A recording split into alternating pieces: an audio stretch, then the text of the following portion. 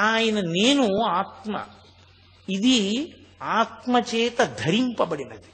సర్వకాలముల యందు ఆ సత్యమైనటువంటి నేను యందు మాత్రమే విహరిస్తుండేవారు ఆయన. అందుకే తరచుగా చెప్పేవారు అద్దె కొంపలో ఉన్నవాళ్ళం అంటుండేవారు. అద్దె కొంపలో ఉన్న యజమాని ఎప్పుడు సొంత ఇల్లు కట్టుకుందామా అని చూస్తూ ఉంటాడు. సొంత ఇంట్లోకి వెళ్ళిపోయిన తర్వాత అమ్మయ్యా సొంత ఇంట్లోకి వచ్చేసానని ఎంత చిన్న ఇల్లైనా అందులో అణిగిపోతాడు. అణిగిపోయి సంతోషంతో, అణిగిపోవడం అంటే అందులో అంత సంతోషంతో ఇమిడిపోతాడు. అలా ఇది అద్దె కొంప. ఈ లోపల ఉన్నవాడు బయట కాపలా పెట్టుకుంటాడు ఎవరైనా వస్తారని. ఓ కుక్క బయట తిరుగుతున్నట్టే ఊపిరి తిరుగుతూ ఉంటుంది లోపలికి బయటికి. లోపల ఉన్నవాడు లోపల ఉంటాడు, ఏవీ లోపలికి రావు. బయటికి పోయేటప్పుడు ఈ కుక్కను కూడా పట్టుకుపోతాడు బయటికి. పోయిన తర్వాత లోపల ఉన్నవాడు పోయాడు లేరా అని కొంప ఖాళీగానే ఉందని ఇందులోకి చీమలు పురుగులు కూడా దూరుతాయి కదా. మరి దూరకుండా ఎలా ఉంటాయి? నేనే ఒకసారి ప్రత్యక్షంగా చూశా. మా అమ్మగారు శరీరం విడిచిపెట్టినప్పుడు ఆవిడ అంత్యేష్టి సంస్కారానికి శ్మశానానికి వెళ్ళి కూర్చొని పూజ చేస్తుంటే ఇంతంత పురుగులు నా తొడల కింద చేరి ఇలా నోళ్లు విప్పి ముట్టుకుంటున్నాయి. నేను హడిలిపోయి ఇదేమిట్రా ఇన్ని చెద పురుగుల్లా పట్టేశాయని ఆ పూజ చేయిస్తున్న ఆయన వంక చూస్తే ఆయన అన్నాడు, భయపడకండి, వాటికి తెలుసు ముట్టుకుంటాయి, అవి ముట్టుకుని చెప్పేస్తాయి బతికున్నాడో లేదో. ప్రాణం పోయినవాడైతే అరగంట అయ్యేటప్పటికి శరీరం ఉండదు, ముక్కల కింద కొరికేస్తాయి. అవి అన్నీ వచ్చి ముట్టుకుంటాయి, ఎందుకంటే ఇక్కడికి వచ్చేవన్నీ శరీరాలే కదా. చూసి ప్రాణం ఉంటే అవి వెళ్ళిపోతాయి, కాసేపటికి వెళ్ళిపోతాయి మీ దగ్గర నుంచి. ప్రేతాన్ని మాత్రం తింటాయి, ఏం భయపడకండి అన్నాడు. నేను అలాగే కూర్చున్నాను. వచ్చి కొద్దిగా ఇలా ముట్టుకుని ఒక్కటి కూడా కొరికేది కాదు. ఓ వీడికి ఇంకా ప్రాణం ఉందనుకునేవి, వెళ్ళిపోయేవి. రమణులు మహానుభావుడు ఆయన చెప్పింది యథార్థం అనడానికి నేను సరిపోను, ఆయన నోటి వెంట వచ్చిందే సత్యం. కాబట్టి ఆ కుక్క తిరుగుతున్నంతసేపు లోపలికి రావు. ఆ కుక్కని పట్టుకుని యజమాని వెళ్ళిపోతే అప్పుడు అన్నీ ఇందులోకి ప్రవేశిస్తాయి. సొంత ఇంటికి చేరిపోతే దీపం ఉండగా ఇల్లు చక్క పెట్టుకుని సొంత ఇంటికి వెళ్ళిపోయాడే వాడు శాశ్వతమైన ఆనందాన్ని అనుభవిస్తాడు. సొంత ఇంటికి వెళ్ళిపోవడం అంటే ఆత్మలోకి ప్రవేశించేసినటువంటి వాడు ఇక ఈ సంబంధంతో ఉండడు, విషయవాసనల వెంట తిరగడు. కాబట్టి నిరతిశయమైన శాంతితో ఆనందంతో ఉంటాడనేవారు. చిన్న చిన్న సందర్భాలను అడ్డుపెట్టి ఎంత అద్భుతంగా మాట్లాడేవారు. పరమేశ్వరుడు ఈ ప్రపంచంలో ఎవరిని ఎందుకు సృష్టిస్తాడు అన్నదానికి ఏదో ఒక హేతు ఉంటుంది. ఎందుచేత అంటే ఆయన సృష్టి యందు అయోమయం ఉండదు, వికసనము అని సృష్టి యందు చాలా స్పష్టమైనటువంటి అవగాహనతో ఒక వ్యూహంతో ఈశ్వరుడు ఈ సృష్టి కార్యక్రమాన్ని నిర్వహణ చేస్తూ ఉంటాడు. అందుచేత ఈ ప్రపంచంలోకి వచ్చేటటువంటి ప్రతి జీవి కూడా ఏదో ఒక విషయం కోసమే వస్తూ ఉంటారు. ఆయా జీవుల యొక్క పూర్వజన్మలలో చేసినటువంటి పాపపుణ్యాల్ని దృష్టిలో పెట్టుకుని సుఖదుఖములుగా నిర్ణయం చేసి ఈ జన్మలో ఇలా అనుభవించవలసి ఉంటుంది అని ఈశ్వరుడు వాళ్ళని తీసుకొస్తాడు. అందుకే భగవాన్ రమణులు 10 మాటలు ఒకటే మాట చెప్తూ ఉండేవారు.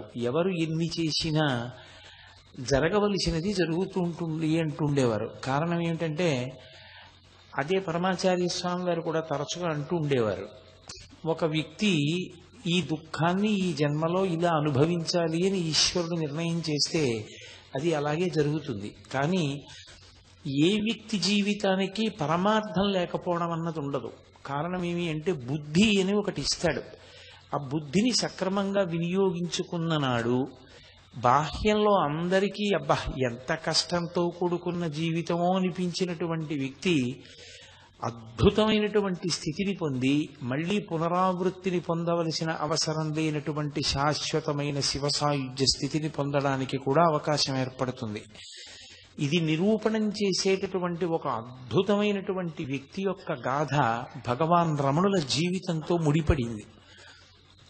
సూరి నాగమ్మ గారని ఆధునిక కాలంలో భగవాన్ రమణ మహర్షి యొక్క తత్వాన్ని తెలుసుకోవాలి అనుకున్న వాళ్ళందరూ కూడా తప్పకుండా చదివేటటువంటి గ్రంథాలు 2 ఉంటాయి. ఒకటి శ్రీ రమణలీల అని కృష్ణ భిక్షు అన్న ఆయన రచన చేశారు, చాలా అద్భుతమైనటువంటి గ్రంథం. అలాగే సూరి నాగమ్మ గారి లేఖలు. ఆవిడ పుట్టుకతో నిజంగా అయ్యి బాబోయ్ ఇన్ని కష్టాలా ఒక్క మనిషికి అనిపిస్తుంది. అసలు ఈవిడ కష్టాలు అనుభవించడానికే పుట్టిందా అన్నట్టుగా పుట్టారు ఆవిడ మహాతల్లి. మనకి కృష్ణా జిల్లాలో విజయవాడ దగ్గర మంగళగిరికి 30 కిలోమీటర్ల దూరంలో 30 మైళ్ళ దూరంలో ఒక గ్రామం. ఆ గ్రామం ఆ కొలను రాయి అని, ఆ గ్రామానికి పక్కనే కలువ కొలను. ఆ కలువ కొలను అనబడేటటువంటి గ్రామంలో భోగీశ్వరుడు అన్న పేరుతో పరమేశ్వరుడు ఆరాధింపబడుతుండేవాడి శివాలయం.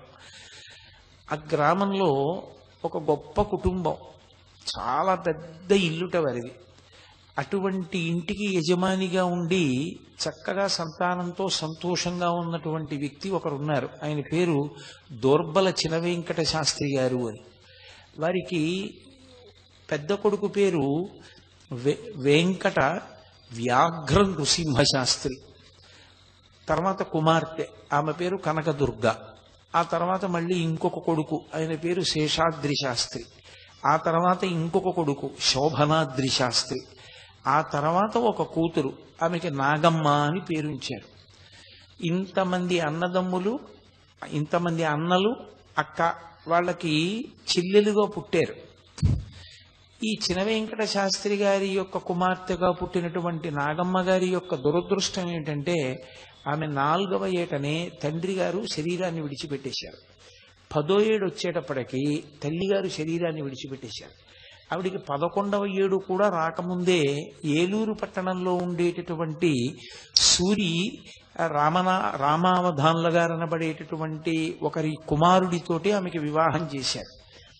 ఆమె ఇంకా ఆయనతో కలిసి సాంసారికమైన జీవనము ప్రారంభము చెయ్యకముందే భర్త గారు శరీరం విడిచిపెట్టేశారు. ఆవిడికి మిగల్చింది ఏమిటి అంటే ఆజన్మ బ్రహ్మచర్యం. ఆవిడ ఒక గదిలో పడుకుని ఉండేవారు. ఆవిడే రాసుకున్నారు, నా ఆశ్రమ జీవితము అని పుస్తకం రాశారు. ఆ పుస్తకం చదివితే నిజంగా హృదయం ఉన్న ఏ వ్యక్తికైనా అసలు ప్రథమ భాగం చదువుతుంటే కళ్ళ నీళ్లు తిరుగుతాయి. అన్ని కష్టాలు పడ్డారు. ఆవిడ ఒక గదిలోనే ఉండిపోయారు కొన్ని నెలలు, సంవత్సరాలు. ఆ గదిలోకి కనీసం సూర్యచంద్రుల యొక్క కిరణములు కూడా సోకేవి కావు. ఒక చింకి చాప మీద పడుకుని ఉండేవారు. ఆవిడకున్న పెద్ద ఆస్తి ఏమిటి అంటే ఏడుస్తుండడం. నిద్ర తెలివొస్తే ఏడవడం, ఏడిచి ఏడిచి ఏలిసిపోతే నిద్రపోవడం. ఈ రెండిటికీ మధ్యలో శరీరం అని ఒకటి ఉన్నది కాబట్టి రుచితో సంబంధం లేకుండా అన్నం తినడం అంతే. చిన్న పిల్ల, ఎప్పటికి తెల్లవారిన జీవితం అలా ఏడుస్తుండేవారు. అక్కడ వరకు మీరు పరిశీలనం చేస్తే అసలు ఇలాగ ఎందుకు పుట్టిస్తాడరా పరమేశ్వరుడు అనిపిస్తుంది. కానీ ఒక్కొక్క ఆధారం లేకుండా పరమేశ్వరుడు చెయ్యడం వెనక కూడా ఏదో ఒక గొప్ప సంకల్పం ఉంటుంది.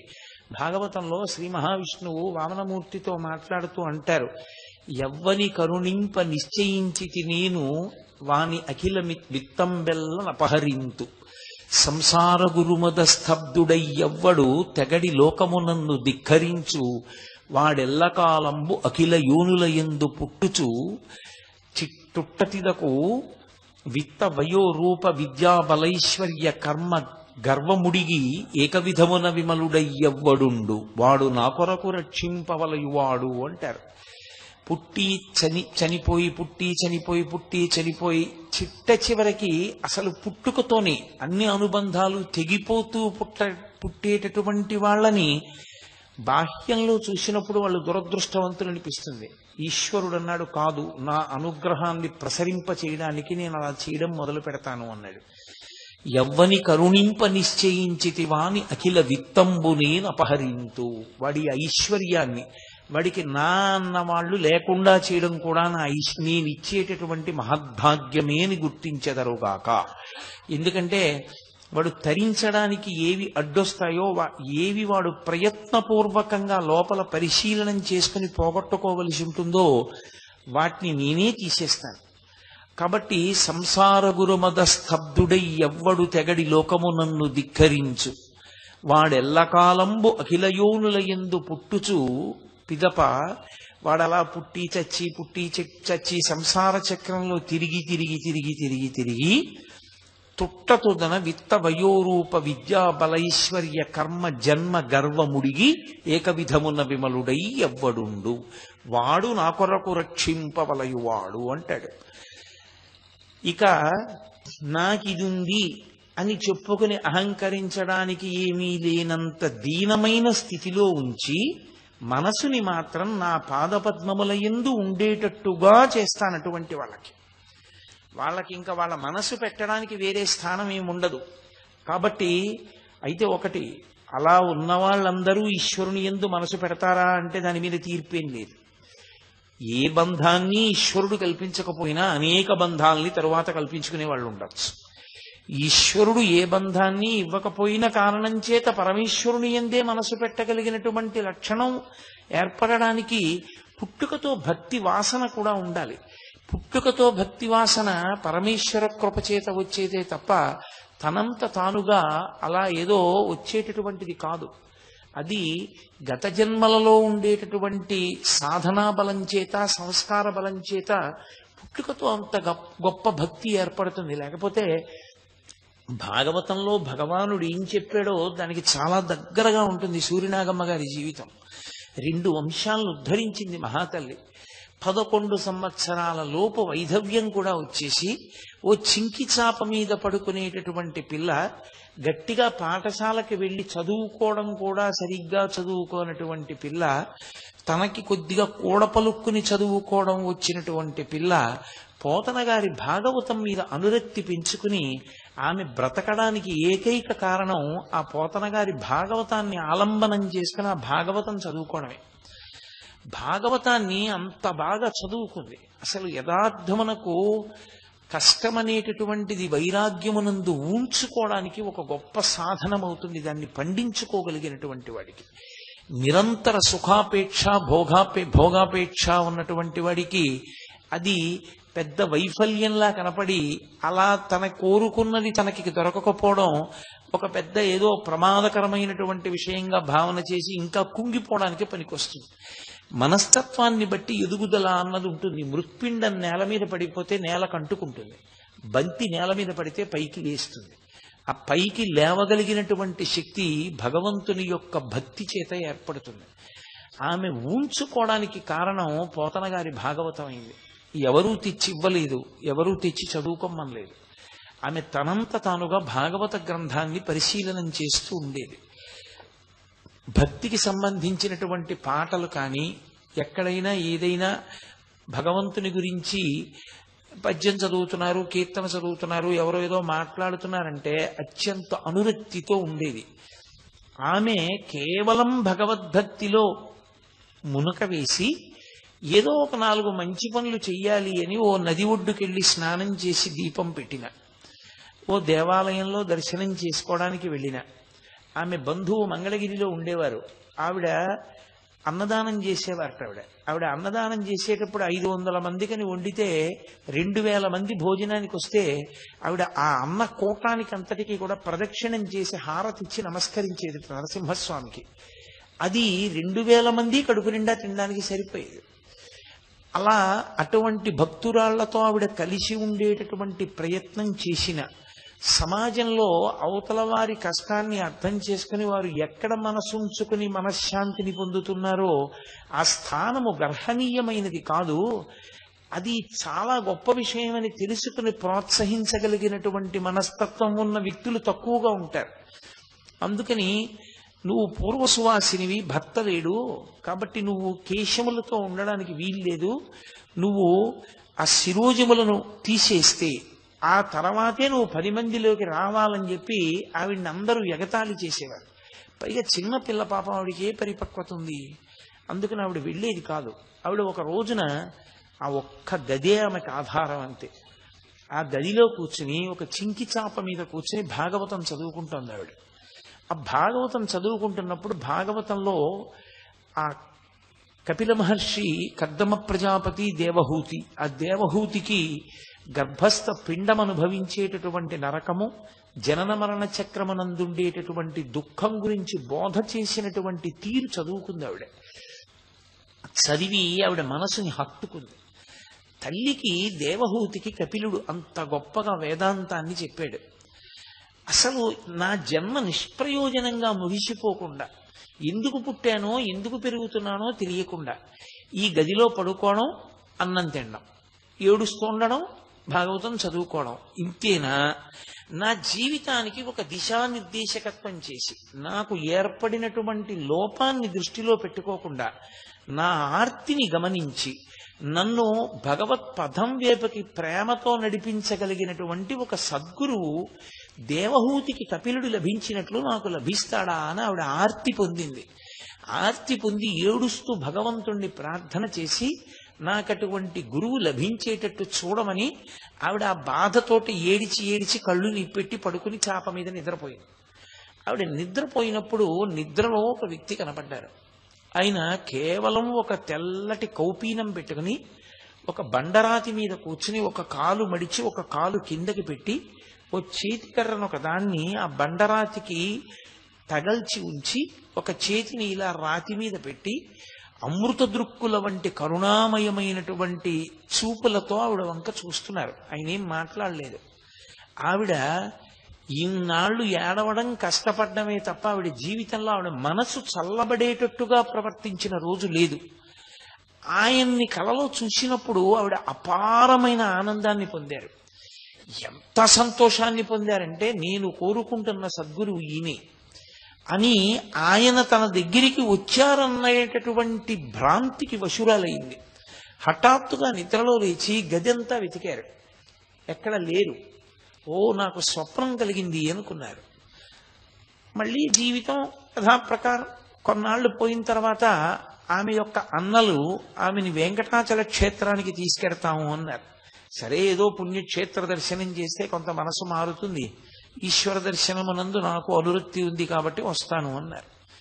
కలిసి బయలుదేరారు. తిరుపతి పట్టణానికి వెళ్లే ముందు చెన్నై వెళ్ళారు. తీరా మద్రాసు పట్టణానికి వెళ్ళిన తర్వాత వాళ్ళ దగ్గర బంధువులు ఎవరో మరణించారని ఒక తంతి వచ్చింది. దాంతో వాళ్ళు తిరుపతి వెళ్లకుండా వెనక్కి వచ్చేసారు.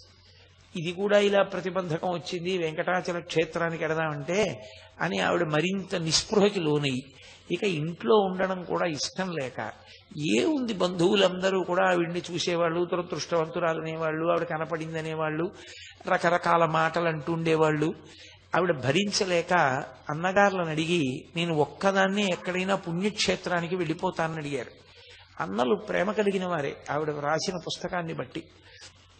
వాళ్ళు, ఒక్కదానివి వద్దమ్మా, నీకు అటువంటి క్షేత్రవాసం ఒక్కదానివి ఉండడానికి అంత అనువైన పరిస్థితులు కావని, ఆఖరికి ఆవిడ పుట్టిన ఊళ్ళోనే వాళ్ళ నాన్నగారి ఇల్లు చాలా పెద్ద ఇల్లు. ఆ ఇంట్లో ఆవిడ వ్రాసుకున్న దాన్ని బట్టి అయితే పగటి పూట నేను తిరిగేదాన్ని, రాత్రిపూట పావులు తిరుగుతుండేవి. నేను వాటి జోలికి వెళ్ళను, అవి నా జోలికి రావు అని రాశారు. ఆ 2 వాక్యాలు చాలా ఆవిడ పడ్డ కష్టానికి నిదర్శనం. అంత పెద్ద ఇంట్లో ఆ తల్లి ఒక్కరే ఉండేవారు. ఉండి ఆ ఊళ్ళో ఉండేటటువంటి భోగేశ్వర స్వామి వారిని నిరంతరం దర్శనం చేస్తూ భగవత్ సంబంధమైన విషయాలు చదువుకుంటూ కాలక్షేపం చేస్తూ ఉండేవారు. అకస్మాత్తుగా వాళ్ళ చిన్నన్న గారు కేరళ రాష్ట్రంలో పనిచేస్తూ వేరొక ప్రాంతానికి అహ్మదాబాద్ బదిలీ అయిపోయి వెళ్ళిపోతూ ఒక్కసారి మనం అరుణాచల క్షేత్రానికి వెడదాం, అక్కడ భగవాన్ రమణులు ఉన్నారు, వారు ఇప్పుడు జగద్విఖ్యాతి వహించినటువంటి గొప్ప గురుస్వరూపం, వెడదాం రమ్మని ఆహ్వానిస్తే ఈవిడ కూడా బయలుదేరారు. అందరూ కలిసి తిరువణ్ణామలై వెళ్ళారు. తిరువణ్ణామలై వెళ్ళి ఈవిడ రమణ మహర్షి యొక్క దర్శనానికి వెళ్ళాలి. కానీ అప్పుడు కూడా ఈవిడ మనస్సు పూర్తిగా నిలబడలేదు. సరే, తిరిగి వెళ్ళిపోయారు. వెళ్ళిపోయిన తర్వాత తిరువణ్ణామలై వెడతాను అని అడిగితే ఎవరు సహకరించలేదు వెళ్ళడానికి. ఒక్కతినే వెళ్ళమన్నారు అన్నగారు. ఎప్పుడు ఒక్కతే ఆవిడ వెళ్ళిన పాపానికి పోలేదు, తెలియదు ఆవిడకి ఏమీ. సరే, అలాగే ట్రైన్లో రిజర్వేషన్ చేయించారు, ఆవిడ ఎక్కారు. ఏదో వెడుతూ తిరుపతిలో దిగిపోయారు ఎవరో చెప్తే. దిగి శ్రీకాళహస్తి, వెంకటాచలం దర్శనం చేసుకుని తిరువణ్ణామలైకి చేరుకున్నారు. ఆ రోజుల్లో బ్రేక్ జర్నీ అని ఉండేది.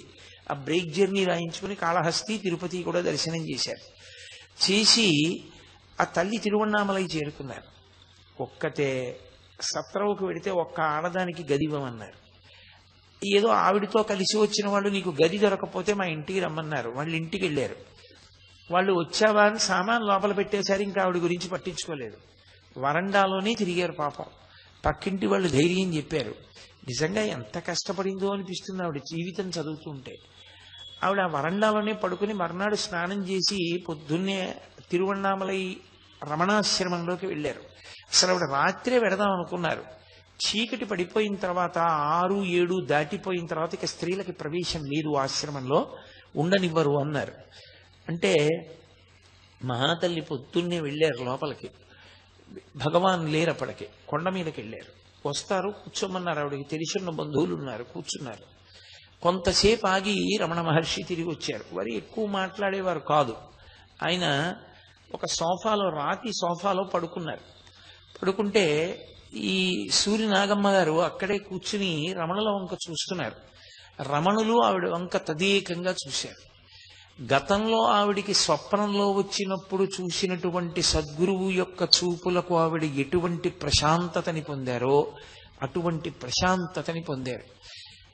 విచిత్రం ఏమిటంటే రమణ మహర్షి శరీరం పడిపోయే పర్యంతము మధ్య మధ్యలో అన్నగారుల ఇంటికి అప్పుడప్పుడు వెళ్ళి రావడమే తప్ప ఆవిడ అరుణాచలంలోనే ఉండిపోయారు. అరుణాచలంలోనే ఉండిపోయినా రమణ మహర్షి ఆమెను ఎప్పుడు నీ భర్త పోయాడు, నువ్వు ఒక్కదానివే ఉంటున్నావు అన్న మాట ఆయన తేలేదు. ఆవిడ్ని భగవంతుడి వైపుకి ఎలా నడిపించాలో అలా జాగ్రత్తగా ఆయన ఎప్పుడెప్పుడు ఏ మాట మాట్లాడాలో ఆ మాట మాట్లాడుతూ ఆవిడ్ని నడిపించారు. ఆవిడ జీవితం ఎంత సార్థక్యాన్ని పొందిందంటే ఒకానొకప్పుడు ఆవిడ ఒక పత్రికకి వ్యాసాలు రాసేవారు. ఆ తర్వాత మానేశారు. ఆ పత్రిక వస్తే దాని అడ్రస్ రమణాశ్రమానికి ఇస్తే ఆ పత్రిక వచ్చింది. ఇది ఎలా వచ్చిందని అడిగారు. నేను గతంలో వ్యాసాలు రాశాను, ఆ పత్రికే వచ్చింది ఇక్కడికి ఏం చెప్పారు. అకస్మాత్తుగా రమణ మహర్షి నోటి వెంట ఒక మాట వచ్చింది. భగవానుల నోటి వెంట వచ్చిన మాట ఎందుకు వ్యర్థమైపోతుంది? ఆయన నోటి వెంట వచ్చింది అంటే అంతే. ఇంకా ఆయన పక్కనున్న వాళ్ళని పిలిచి ఈమె పత్రికలకు విషయదానం చేస్తుందో అన్నారు. ఆవిడ తెల్లబోయారు. ఏమిటి పత్రికలకు విషయదానం చేస్తుంది అంటున్నారు నన్ను అనుకున్నారు. కానీ ఇప్పుడు నేను మొత్తం ఆ చరిత్ర అంతా చెప్పడం కుదిరే విషయం కాదు. తదనంతర కాలంలో సూర్యనాగమ్మ గారు ఈ దేశానికి కాదు ప్రపంచానికే ఒక మహోపకారం చేశారు. ఆవిడ రమణ మహర్షి ఆశ్రమంలో కూర్చుని అసలు భగవానులు నోరు విప్పి మాట్లాడేదే బహు తక్కువ. ఆయన మాట్లాడిన ప్రతి మాట వెనక ఏదో సందేశం ఉంది. ఆయన ఎప్పుడెప్పుడు నోరు విప్పి వచ్చిన వాళ్లతో ఏ మాట మాట్లాడినా ఆవిడ వెంటనే దాన్ని ఉత్తరం వ్రాసి వాళ్ళ అన్నగారికి పంపిస్తుండేవారు. వాళ్ళ అన్నగారు ఈ ఉత్తరాలన్నీ దాచారు. దాచి రమణులు ఎప్పుడెప్పుడు ఏ మాటలు మాట్లాడారో ఆ మాటలన్నింటినీ సూర్యనాగమ్మ లేఖలు అన్న పేరుతో పుస్తకంగా ప్రచురించారు. అది ప్రథమ భాగం, ద్వితీయ భాగం, తృతీయ భాగం, చతుర్థ భాగం అని 4 భాగాలుగా ముద్రణ పొందింది. నిజంగా ఆవిడ రచనా శైలి చూస్తే ఎంత అద్భుతంగా ఉంటుందో. మీరు రమణాశ్రమ లేఖలు చదువుతుంటే మీరు రమణ మహర్షి శరీరంతో ఉన్న రోజుల్లో నిజంగా తిరువణ్ణామలైలో రమణ మహర్షి ఆశ్రమంలో కూర్చున్నటువంటి అనుభూతిని పొందుతారు. ఎన్ని విషయాలకు అందులో పరిష్కారాలు లభిస్తాయి. రమణుల దగ్గరికి రకరకాల వ్యక్తులు వస్తుండేవారు, రకరకాల ప్రశ్నలు అడుగుతూ ఉండేవారు. అన్నిటికీ కూడా ఆయా వ్యక్తులకు ఆయా వ్యక్తులు ఉన్న ఆశ్రమానికి తగిన రీతిలో ఆయన జవాబు చెప్తుండేవారు. ఎప్పుడెప్పుడు రమణ మహర్షి ఏ జవాబు చెప్పారో దాన్ని ఒక్క అక్షరం కూడా విడిచిపెట్టకుండా అంత జాగ్రత్తగా ఆవిడ ఉత్తరం రాసి అన్నగారికి పంపారు. ఆ అన్నగారు అంత శ్రద్ధగాను దాచారు. దానివల్ల రమణ మహర్షి నోరు విప్పడం అనేటటువంటిది కావ్యకంఠ గణపతి ముని వలన సాధ్యమైతే నోరు విప్పి రమణ మహర్షి ఎప్పుడెప్పుడు ఏం మాట్లాడారు అన్నది ప్రతిరోజు తేదీ సమయంతో సహా ఆయా సందర్భాలు ఆయన మాట్లాడిన మాటలు ప్రపంచానికి అందడానికి ప్రధానమైన కారకురాలు సూర్యనాగమ్మ గారు. ఆ తల్లి రమణుల యొక్క సేవలో రమణ మహర్షిని గురువుగా స్వీకరించి అభ్యున్నతి మార్గంలో ప్రయాణం చేసి తన జీవితాన్ని తరింప చేసుకున్నారు. రమణ మహర్షి శరీరం పడిపోయేటటువంటి సమయంలో ఒక చిన్న గదిలో ఉన్నారు. ఆయన పక్కనే ఓ చిన్న స్నానాల గది ఒకటి ఉండేది. మీరందరూ చూసి ఉంటారు. అరుణాచలం వెళ్ళిన వాళ్ళు ఆ రమణాశ్రమంలో చాలా చిన్న గది, ఆ చిన్న గదిలోనే ఆయన శరీరాన్ని విడిచిపెట్టే పర్యంతము పడుకున్నారు. ఆ గదిలో పడుకుని ఉన్నప్పుడు ఆఖరణ ఆయన ఇంకా శరీరం విడిచిపెట్టేస్తారన్న రోజున కొన్ని వేల మంది వచ్చేశారు ఆయన దర్శనానికి. ఇంతమంది వస్తే దర్శనం కష్టమని వీళ్ళందరినీ కూడా ఒక వరుస క్రమంలో నిలబెడుతున్నారు పోలీసులు. కాబట్టి ఆవిడికి దర్శనం చేసేటటువంటి అవకాశం కూడా లేదు. ఇంకా ఆఖరణ బాగా ఎత్తుగా ఉన్న ప్రదేశం మీదకి ఎక్కి నిలబడి చూస్తున్నారు ఆవిడ గదిలోకి. భగవాన్, నా జీవితంలో ఎన్నో పర్యాయాలు మీ దగ్గర కూర్చుని మీరు చెప్పిన మాటలు విన్నాను. ఎన్నో పర్యాయాలు ఆ మాటలన్నీ వ్రాసుకున్నాను. శాంతి లేని జీవితంలో శాంతిని పొంది భగవంతుని వైపుకి ప్రస్థానం చేశాను. ఇక మీ యొక్క కరుణాపూరితమైనటువంటి చూపులు మా మీద ప్రసరించే అవకాశం లేదా? ఒక్కసారి చూడలేరా అని ఆవిడ అంత దూరంలో నిలబడి సంకల్పం చేశారు. మహానుభావుడు, అంతటా నిండిపోయినటువంటి బ్రహ్మతత్వాన్ని పొందిన వ్యక్తి కనుక తన శరీరాన్ని కూర్చోపెట్టమని సూరి నాగమ్మ గారు ఎటువైపు ఉన్నారో అటువైపుకి తల తిప్పి కళ్ళు విప్పి ఒక్కసారి చూశారు ఆవిడ వంక. ఆశ్చర్యం ఏంటంటే అప్పటి వరకు ఎన్ని మార్లో ఆవిడ మీ శక్తితో మీ అనారోగ్యాన్ని కుదుర్చుకుని బ్రతకండి బ్రతకండి అని కోరిన వ్యక్తి రమణ మహర్షి యొక్క శరీరం పొందుతున్నటువంటి ఖేదాన్ని చూసి, ఆయన ఎంత కష్టపడుతున్నారో ఆ శరీరంతో చూసి, వద్దు భగవన్, మా స్వార్థం కోసం మిమ్మల్ని శరీరంతో ఉండమని అడగలేం. ఆ శరీరం పడుతున్నటువంటి క్లేశాన్ని ఎలా తట్టుకుంటున్నారో అర్థం కావట్లేదు. ఇక వద్దు భగవన్, మీరు నిష్క్రమించండి, శరీరాన్ని విడిచిపెట్టి అంతటా నిండి మీరు ఎప్పుడూ ఉంటారు, ఇక ఆ శరీరాన్ని వదిలిపెట్టేసేయండి అన్నారు. ఆవిడ అలా ప్రార్థన చేసి చెయ్యగానే భగవానుల కనురెప్పలు మూతపడ్డాయి. అంతే, ఆయన శరీరంలోంచి జ్యోతి బయటికి వెళ్ళిపోయింది. ఆఖరణ కూడా సూర్యనాగమ్మ గారి యొక్క ప్రార్థనని మన్నించారు రమణ మహర్షి. అంతటి భక్తి తత్పరత కలిగి ఒక గురువుని ఒక శిష్యుడు ఎంత భక్తితో అనుగమించవలసి ఉంటుందో లోకానికి నిరూపణం చేసినటువంటి సాధ్వీమణి సూర్యనాగమ్మ గారు. ఎన్నో పుస్తకాలున్నాయి ప్రపంచ సాహిత్యంలో, కానీ ఆవిడ యొక్క పుస్తకాల్లాంటి పుస్తకాలు మాత్రం ప్రపంచ వాంగ్మయంలో మీకు దొరకవు. ఎందుచేతనంటే ఆవిడ కేవలం తను కూర్చుని వినడం కాదు, ఆవిడికి ఒకానొకప్పుడు ఒక పత్రిక యజమాని ఉత్తరం రాశాడు. అమ్మా, కాళ్ళు ఉండి కుంటి వాళ్ళం, మేము వచ్చి రమణాశ్రమంలో కూర్చోవట్లేదు. కన్నులుండి గుడ్డి వాళ్ళం, భగవాన్ రమణుల దర్శనం చెయ్యట్లేదు. అలాంటి మాకు ఆవిడికి ఏ బంధం లేకపోవడాన్ని ఆవిడ అంత సద్వినియోగం చేసుకున్నారు. రమణుల దగ్గర కూర్చోవడం, ఆధ్యాత్మిక గ్రంథాలు చదువుకుంటూ ఉండడం, ఆయన ఏది మాట్లాడినా అంత జాగ్రత్తగా వినడం, దాన్నంతటినీ కూడా లేఖగా వ్రాయడం. దాని వలన ఏమైందో తెలుసా? నేను నోటితో చెప్తే మీకు అర్థం కాదు. మీరు నిజంగా రమణాశ్రమ లేఖలు పుస్తకం చదవండి. ఇక్కడ ఉన్న వాళ్ళలో చాలా మంది చదివి ఉన్నారు అని నేను అనుకుంటున్నాను. ఈ ముందున్న వాళ్ళలో ఎవరైనా చదివారా రమణాశ్రమ లేఖలు? రమణాశ్రమ లేఖలు పుస్తకాన్ని మీరు చదివితే అసలు మీరు ఒక రకమైనటువంటి అద్భుతమైన వాతావరణంలోకి ప్రవేశిస్తారు. రమణాశ్రమ లేఖలు చదువుతున్నప్పుడు ఆవిడ ఎంత అద్భుతమైన రచన చేశారంటే, మీరు కొంతకాలం భగవాన్ రమణులతో కలిసి ఉంటారు. ఆమె ఆయన గోశాలలోకి ప్రవేశించడం, ఆయన ఆ హాల్లోకి ప్రవేశించడం, ఆయన సోఫాలో కూర్చోవడం, ఆయనని వచ్చినటువంటి వాళ్ళు ప్రశ్నలు అడగడం, ఆయన జవాబు చెప్పడం, గంట కొట్టినప్పుడు ఆయన లేవడం, ఆయన కారుణ్యం, ఆయన సమత్వ దృష్టి, ఆయన ఎంత సిద్ధాంతానికి కట్టుబడినటువంటి జీవనమో, ఆయన ఎంత నిస్సంగియో, అసలు శరీరం మీద ఎంత భ్రాంతి లేనటువంటి జీవితాన్ని ఆయన గడిపేవారో.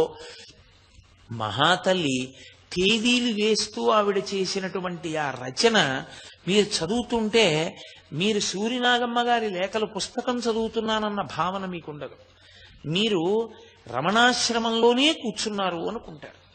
మీరు రమణాశ్రమంలోనే కూర్చుని రమణులు మాట్లాడుతుంటే సూర్యనాగమ్మ గారు కాదు విన్నది, సూర్యనాగమ్మ గారిలోకి మీరు ప్రవేశిస్తారు. ప్రవేశించి మీరు రమణ మహర్షి కూర్చున్నట్టు, రమణ మహర్షి మాట్లాడుతున్నట్లే మీరు అనుభవిస్తారు. కార్తీక జ్యోతి వెలిగించినప్పుడు ఆ కొండ మీద ఎలా ఉంటుంది అనేటటువంటి సందర్భాన్ని, అప్పుడు రమణులు ఎలా వచ్చేవారు, ఎలా కూర్చుంటారు, ఆయన ఎలా ప్రసాదం స్వీకరిస్తారు, ఈ విషయాలు ఆవిడ చేసేటటువంటి వర్ణన అద్భుతంగా ఉంటుంది. ఆ పుస్తకానికి ఉన్న గొప్పతనం ఏంటంటే, మీరు 5 నిమిషాలే సమయం ఉందనుకోండి ఒక రోజున పుస్తక పఠనానికి వెచ్చించడానికి, ఒక్క లేఖ చదువుకోవచ్చు. ఒక లేఖ చదవడానికి 5 నిమిషాల కన్నా ఎక్కువ సమయం పట్టదు. ఒక్క లేఖ మీరు చదివితే అది మీ హృదయం మీద నాటుకుపోతుంది. అసలు నా ఆశ్రమ జీవితము అన్న సూరినాగమ్మ గారి పుస్తకం చదివితే అద్భుతం. నేనైతే అందరికీ ఏం చెప్తానంటే, సూరినాగమ్మ గారి లేఖలన్న పుస్తకం ఇంట్లో లేకపోయినా, సూరినాగమ్మ గారి లేఖల పుస్తకాన్ని చదవకపోయినా, తెలుగువాడిగా పుట్టి ఆధ్యాత్మిక జీవనంలో అసలు ఏదో తెలుసుకోవాలనేటటువంటి జిజ్ఞాసు ఆ పుస్తకం లేకపోయినా చదవకపోయినా వాడు జీవితంలో మహద్భాగ్యాన్ని కోల్పోయినట్టే. అందున ఇప్పటికైనా చదవనటువంటి వాళ్ళు ఆ పుస్తకాన్ని చదివేటటువంటి ప్రయత్నం చేయకపోతే కారణజన్ముడై కేవలం మన కొరకు మాత్రమే మాట్లాడడం తప్ప తన కొరకు అని ఒక మాట కూడా జీవితంలో మాట్లాడలేదు. ఎప్పుడు ఆయన నోరు విప్పి మాట్లాడినా సందేశమే. జీవితంలో ప్రతి మాట సందేశమే తప్ప ఒక్క మాట పొల్లు మాట లేనటువంటి వ్యక్తి రమణ మహర్షి. ఒక్క మాట పొల్లు మాట ఉండదు. ఆయన నోటి వెంట వచ్చిన ఏ మాట మీరు చదవండి, ఒక మహాజ్ఞాని మాట్లాడుతుంటే ఎలా ఉంటుందో మీకు అర్థం అవుతుంది. ఏదో భక్తుల్ని కూర్చోపెట్టి సందేశాలు ఇవ్వడం కాదు, యథాలాపంగా మాట్లాడతారు ఆయన. యథాలాపంగా ఎవరో ఇద్దరు మాట్లాడుకుంటుంటే మధ్యలో ఆయన జోక్యం చేసుకుని ఒక మాట అంటారు. ఆయన జోక్యం చేసుకుని మధ్యలో చెప్పిన ఒక్క మాట మీరు వింటే నన్ను మీరు నమ్మండి. మీతో నేను ఒక మాట చెప్తాను. ఉదయం మీరు కడుపు నిండా పలహారం చేసేసారనుకోండి, మధ్యాహ్నం 2 వరకు ఆకలి ఎలా వేయదు. ఇంత పటికి బెల్లం పర్ర నవిలేశారనుకోండి, మంచినీళ్లు తాగేసిన నోటిని ఇంకా తీపితనం ఎలా పట్టుకుంటుందో. సూరినాగమ్మ గారి లేఖల్లో ప్రతిరోజు ఒక లేఖ చదవడం మీరు అలవాటు చేసుకున్నారనుకోండి, ఆ రోజంతా మీకేదో అవ్యాజమైనటువంటి ప్రశాంతత ఉంటుంది. నేను ఈ సందర్భంలో మీతో ఒక మాట చెప్తాను. సూరినాగమ్మ గారి లేఖల పుస్తకాన్ని నేను చదివేటప్పుడు ఆ పుస్తకం అయిపోతుందేమోనని మిగిలిన పేజీల వంక చూసి నేను బెంగ పెట్టుకున్న రోజులు ఎన్నున్నాయో. ఏదో మంచి ప్రసాదం దొరికితే దాన్ని బాగా అనుభవించి తిన్నట్టు, నాకు చదివేయాలని ఉన్నా కూడా నిగ్రహించుకుని ఏదో ఒక్క పుట చదివి ఇక చదవకుండా ఆప్చేసేవాడిని. అయిపోతుందేమో అని. బహుశా మీకు నేను ఒక యథార్థం చెప్తున్నాను. నా జీవితంలో నాకు అత్యంత ప్రీతిపాత్రమైనటువంటి మాటలు చంద్రశేఖరేంద్ర సరస్వతి మహాస్వామి వారివి. కంచికామకోటి పీఠాధిపత్యం వహించిన పరమాచార్య స్వామి వారి మాటలు నాకు శిరోధార్యములు. వారంటే నాకున్నది ఎనలేని భక్తి. నేను శ్రీరామాయణం ఎలా చదువుతానో, ఆ పరమాచార్య స్వామి వారి గురించి ఎలా చదువుతానో అలా బహుశా నా జీవితంలో ఆవిడ లేఖల్లో ఎన్నో లేఖలు నేను కొన్ని సంవత్సరాల క్రితం చదివిన, నిద్రలో కూడా నన్ను నిద్రలో అర్ధరాత్రి లేపి ఫలానా లేఖలో ఆవిడ తరువాత వాక్యం ఏమిటి అంటే చెప్పగలిగినంతగా నా మనసు మీద ముద్ర వేసేసుకున్నాయంటే అది ఎంత గొప్ప పుస్తకమో మీరు ఆలోచించండి. అసలు ఒక గురువు యొక్క వైభవం ఏమిటో మీరు తెలుసుకోవాలన్నా నాబోటిగాడు మాట్లాడడం కాదు, రమణ మహర్షి మాట్లాడినప్పుడు వినాలి. రమణులకి నిజ జీవితంలో బాహ్యంలో ప్రకటనంగా గురువు లేరు. అరుణాచలేశ్వరుడే ఆయనకి గురువు. కానీ ఆయన ఒక గురువు గురించి ఉద్వేగంతో మాట్లాడితే ఎలా ఉంటుందో, అది కూడా అదేదో ఉపన్యాసం కాదు, నాలా ఒక వేదిక మీద కూర్చుని మాట్లాడడం కాదు, ఒక హఠాత్ సంఘటనని ఆవిడ వర్ణిస్తారు ఒక లేఖలో. మీరు చదువుతున్నప్పుడు యథార్థంగా ఎలా ఉంటుందంటే, మీరు చదువుతూ ఉండగా ఏమండి అని ఎంత ముఖ్యమైన వ్యక్తి అవనివ్వండి, ఫోను అని భార్య పట్టుకొచ్చినా సరే విసిరవతల పారైబుద్ధిస్తున్న ఫోన్, అంత అందంగా వర్ణిస్తుంది ఆవిడ. నేను మీకు ఒక ఉదాహరణ చెప్పవలసి వస్తే, ఆవిడ రమణులు ఇలా అన్నారు అని వ్రాయడం కాదు, ఆవిడ ఒక విషయాన్ని వర్ణించారు ఒక లేఖలో. కావాలంటే మీరు ఇంటికి వెళ్ళిన తర్వాత చూడండి. నాకు ఆ లేఖ పేరు గుర్తులేదు, శీర్షికలు, కానీ లేఖల సారాంశం గుర్తుంది. ఒకచో రమణ మహర్షి దగ్గరికి 2 రోజుల క్రితం ఒక వ్యక్తి వచ్చాడు. అతను దూరంగా కూర్చునేవాడు. మెల్లిమెల్లిగా కొద్ది కొద్దిగా జరగడం మొదలుపెట్టాడు దగ్గరికి. ఆఖరికి ఓ రోజు ఆయన సోఫాకి బాగా దగ్గరగా జరిగి చిత్తశుద్ధి పొందడానికి ఎవరి అవసరం ఉంటుంది అని అడిగాడు. చిత్తశుద్ధి పొందాలంటే గురువు యొక్క మాట వినవలసి ఉంటుంది. ఆ గురువు గారి మాటల్ని జీవితంలో ఆలంబనంగా చేసుకుని చిత్తశుద్ధిని పొందవలసి ఉంటుంది అని చెప్పారు. ఆయన ఈ మాట చెప్తే ఆ వచ్చిన వ్యక్తి ఆ కాలంలో ఉన్నటువంటి గురువులు ఒక 4-5 పేర్లు చెప్పి ఈయనకి ఈ దోషం ఉంది, ఈయనకి ఈ దోషం ఉంది, గురువు ఎలా అవుతాడు, ఆయనకి ఆ దోషం ఉంది, గురువు ఎలా అవుతాడు అని మాట్లాడుతున్నారు. రమణులు వింటున్నారు. ఇంతలో ఆశ్రమవాసులు వచ్చి వాళ్ళకి తెలుసు రమణ మహర్షిని నిందించినా ఒప్పుకుంటారు, కానీ ఆయన పరనింద చేస్తే అంగీకరించారు. రమణ మహర్షి సమక్షంలో అలా నింద చేస్తుంటే ఆయనకి కోపం వస్తుందేమోనని వెంటనే వచ్చినటువంటి ఆశ్రమవాసులు భగవాన్ ఎదురుగుండా అలా ప్రసంగించకూడదు, మీరు వెళ్ళిపోండి ఇక్కడి నుంచి అన్నారు. వెంటనే రమణులు అన్నారు, ఉండండి, ఎందుకు ఆయన్ని పంపించేస్తారు? యథాతథంగా ఆవిడ ఆ మాటలు విని మళ్లీ దాన్ని యథాతథంగా వ్రాసేశారు అన్నయ్య గారికి లేఖ. ఎందుకు ఆయన్ని పంపిస్తారు? 2 రోజుల నుంచి గమనిస్తున్నాను. దూరంగా కూర్చున్నాడు. నిన్నొక ఆవిడ వచ్చి మాట్లాడడం చూశాడు. మెల్లిగా దగ్గరికి జరిగాడు. సోఫా దగ్గరికి వచ్చాడు. మూట విప్పాడు. లోపల ఉన్నవన్నీ బయట పెట్టాలిగా. గురువుని వెతుక్కోవయ్యా నేనంటే సమర్థుడైన గురువు ఎక్కడున్నాడు లోకంలోని గురువులకి వంకలు పెడుతున్నాడు.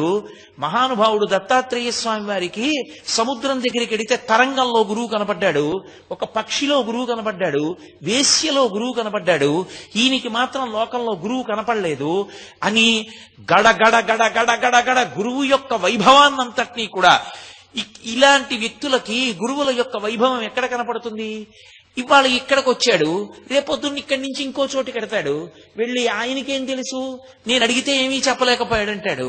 అక్కడ మాటలు ఇక్కడికి తీసుకొచ్చి చెప్తాడు. ఈయన జీవితంలో ఎలా వృద్ధిలోకి వస్తాడు? గురు వైభవం ఎప్పటికి అర్థం అవుతుంది అని ఆయన సరళంగా ఆ ఉద్వేగంతో మాట్లాడిన మాటలు ఏమున్నాయో అవి రమణులు ఇలా అన్నారు, రమణులు అలా అన్నారు అని కాకుండా రమణుల మాటల్ని యథాతథంగా ఆవిడ వ్రాసేసి చివరికి ఒక నెమలి వచ్చి పెద్ద క్రంకణం చేస్తుంది. చేస్తే తెచ్చిపెట్టుకున్న కోపమే తప్ప నిజమైన కోపం అయితే కదూ. తన సహజ స్థితిలో పరమ సంతోషంగా నెమలి వంక చూస్తే ఆ నెమలి దగ్గరికి వచ్చినప్పుడు దాన్ని తడిమి దానికి జీడిపప్పు పెట్టినటువంటి భగవానుల యొక్క విశేషంతో ఆవిడ లేఖ పూర్తి చేసి అన్నయ్యకి పోస్ట్ చేస్తారు. ఎన్ని ఉత్తరాలు ఆవిడ తేదీ వేసి రమణులు ఎప్పుడెప్పుడు ఏ సందర్భంలో ఏం మాట్లాడారు ఆ ఒక్క లేఖ మనం చదివామనుకోండి, గురువుల విషయంలో ఎలా బతకాలి, గురువుల విషయంలో ఎలా దోషం ఎంచకూడదు, మనం ఎలా గురువుని గౌరవించాలి. ఆయన ఒక్కొక్క చోట గురువు గారంటే ఎవరు అని అడుగుతారు. ఎంత అద్భుతమైన నిర్వచనం చెప్తారో. గురియే గురువు అంటారు. ఎంత అద్భుతమైన లేఖలంటే అవి. ఒక్కొక్కసారి ఆయన వచ్చిన వాళ్లతో మాట్లాడినవి కావు ఆ లేఖలు. ఎవరో ఒక ఆయన ఏదో అంతకు పూర్వం రాసిన పద్యం ఏదో పట్టుకొచ్చి ఏదో మాట్లాడుతున్నాడు. మాట్లాడుతూ ఆయన శంకరాచార్యులు వారు చేసినటువంటి స్తోత్రంలోంచి ఒక మాట అన్నాడు. ఏదో కౌపీనవంత కలు భాగ్యవంత అన్నారు శంకరాచార్యులు వారు. గోచీ పెట్టుకున్న వాడి కన్నా ఐశ్వర్యవంతుడు ఎవరి ప్రపంచంలో. శాంతి అంతా ఆయనకే ఉంది, ఎందుకంటే విషయవాసనలన్నీ విడిచిపెట్టేశాడు. ఎప్పుడు శాంతిగా ఆత్మయందు రమిస్తూ ఉంటాడు. అందుకని కౌపీనవంత కలు భాగ్యవంత అన్నారు శంకరులు. దాని గురించి అంటుంటే మీ తువ్వాల గురించి అయ్యర్ గారు విషయం చెప్తుండేవాడు, ఏమిటది అన్నాడు ఆయన. అంటే అది వచ్చిన వాళ్ళకి సందేశం కాదు. భగవానులు నవ్వుతూ ఆ వచ్చిన అంతేవాసితో ఒక మాట చెప్పారు. అదా, నేను కొండ మీద విరూపాక్ష గుహలో ఉన్న రోజుల్లో ఒక విచిత్రం జరిగింది. మలయాళ దేశం నుంచి ఎవరో వచ్చో తువ్వాలు ఇచ్చారు. ఆయన తువ్వాలనేవారు కాదు, తుండు అనేవారు. ఓ తుండు ఇచ్చారు. ఆ తుండు అసలు వేసినప్పుడే దాని దారపోగులు అటు ఇటు చల్లుకుపోయి ఉన్నాయి. నేను అది పెట్టి దీన్ని తుడిచేవాడిని. నేను తుడుచుకునేవాడిని అనరైనా, దీన్ని తుడిచేవాడిని అంటారు. దీన్ని తుడిచేవాడిని. అది కొద్ది కాలంలోనే కన్నాలు పడిపోయింది. ఎవరైనా చూస్తే మళ్ళీ ఇంకో తుండిస్తానంటారు. ఎందుకు వచ్చిందని ఆయన 3 గంటలకి లేచేవారు. స్నానం చేసి దీన్ని తుడిచేసి ఎవరైనా చూస్తారని ఓ చెట్టు కొమ్మ మీద వేసి అది కొద్దిగా ఆరగానే ఉండ చుట్టి కన్నాలు కనపడకూడదని ఒక చెట్టు తొర్రలో పెట్టేవాడిని. కాలక్రమంలో అందులో నూలుపోగుల కన్నా కన్నాలే ఎక్కువైపోయాయి. ఆయనతో ఎంత సాన్నిహిత్యమో చూడండి. అక్కడ పశువులు కాసుకునేటటువంటి కోయ పిల్లాడోడు ఉండేవాడు. ఈయన రోజున దులుపుతున్నారు. వాడు పరిగెత్తుకొచ్చి ఎవరితో? భగవానులతో. వాడు అన్నాడు, ఎంత గొప్ప తుండండి, ఇన్ని కన్నాలు, గవర్నర్ గారు వస్తున్నారు, ఈ తుండు బహూకరిద్దాం, ఇస్తారేమిటి అన్నాడు. వాడు చిన్న పిల్లవాడు. ఆయన కోపం లేదు.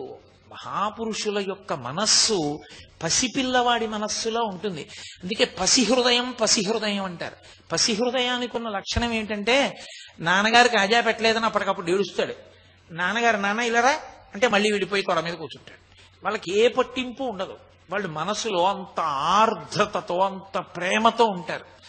కాబట్టి ఆ పిల్లవాడి వంక చూసి నవ్వి ఆయన దాన్ని ఉండ చుట్టి చెట్టు తొర్రలో దాచారు. చెట్టు తొర్రలో నేను దాచాను. ఆఖరికి ఒక రోజున అయ్యర్ దేని గురించో వెతుకుతూ చెట్టు తొర్రలో చెయ్యెట్టాడు. ఈ తువ్వాలు దొరికింది. తీసి చూశాడు. దాన్ని నిండా కన్నాలే. నా దగ్గరికి వచ్చి, భగవన్ ఎంత అన్యాయమైన పని, తుండు లేదని చెప్పకూడదా? మేము తుండేతేమా, ఇంత అన్యాయమా, దీంతో తుడుచుకుంటున్నారా మీరు అని చూపించాడు. ఏమయ్యా తుండు అలా ఉందంటావే, అన్ని 1000 కన్నాలున్నాయి, సహస్రాక్షుడు ఇంద్రుడు నాకు తుండయ్యాడయా అని పొంగిపోయాను ఆ రోజుల్లో అని ఒక చిరునవ్వు నవ్వి, అదేమి ఇంకొక విచిత్రం, ఆ రోజుల్లో ఒక్కటే కౌపీనం, ఆ ఒక్క కౌపీనం కన్నాలు పడిపోయింది.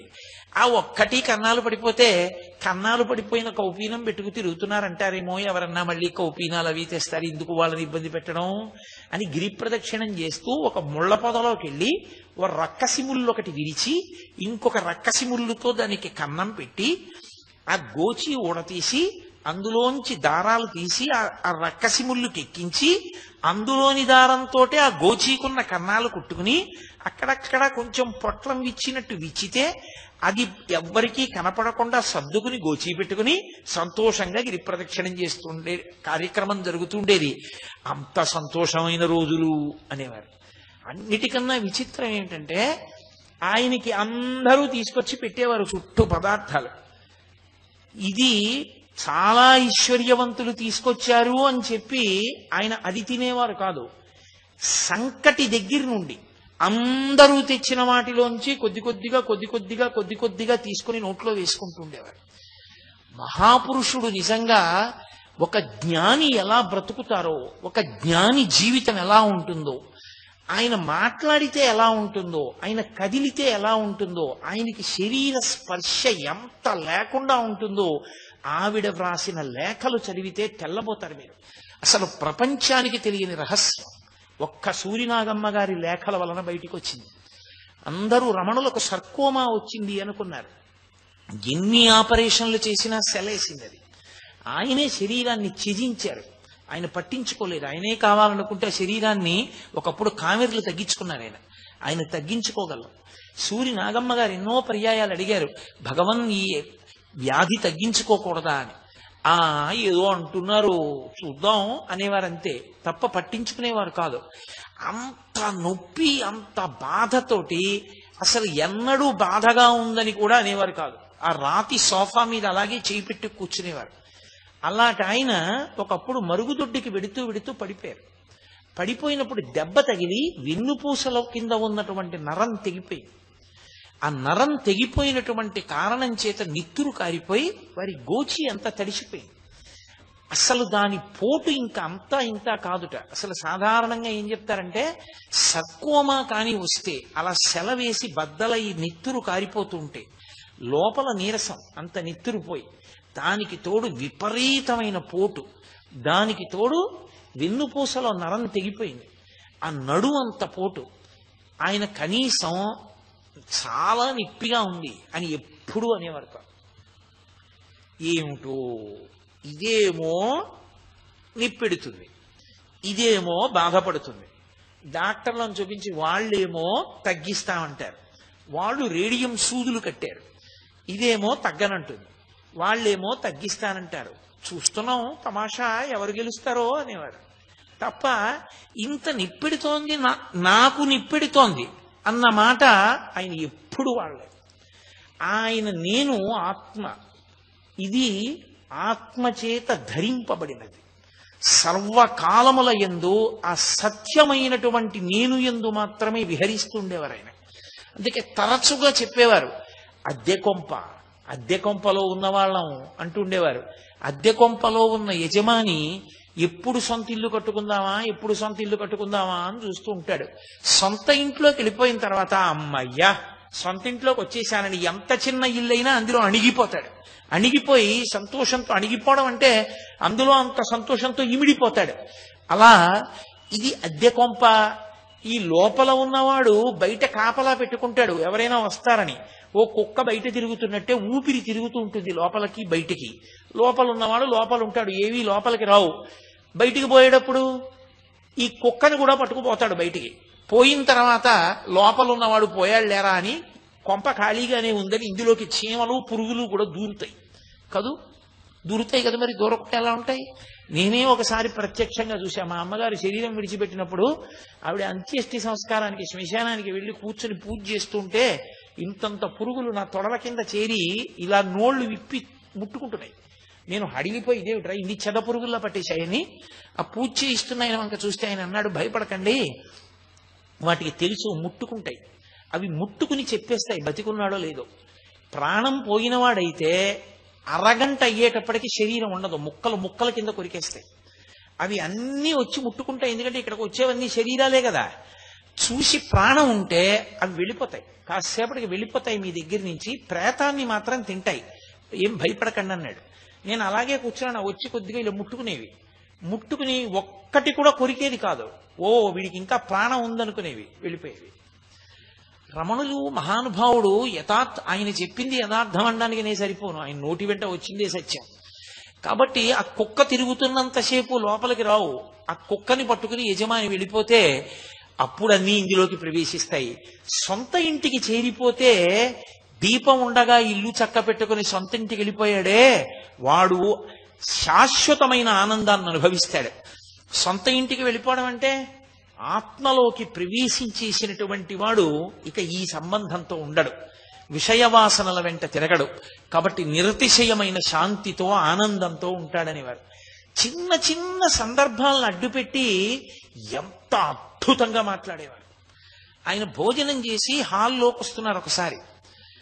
పాత శిష్యులు కొంతమంది, కొత్తగా చేరినటువంటి వాళ్ళు కొంతమంది రమణ మహర్షి దగ్గర మాకు చనువు అని దెబ్బలాడుకుని భగవాన్ వచ్చిన తర్వాత అడుగుతాం, వీళ్ల పక్షం చెప్తే వాళ్ళు వెళ్ళిపోతారు, వాళ్ళ పక్షం చెప్తే వీళ్ళు వెళ్ళిపోతారు, సిద్ధపడిపోయారు. దెబ్బలాడుకుని కూర్చున్నారు. రమణులు రానే వచ్చారు భోజనం చేసి. తీరా వచ్చిన తర్వాత ఆయన లోపలికెడుతూ ఇలా చూశారు రెండు వర్గాలని.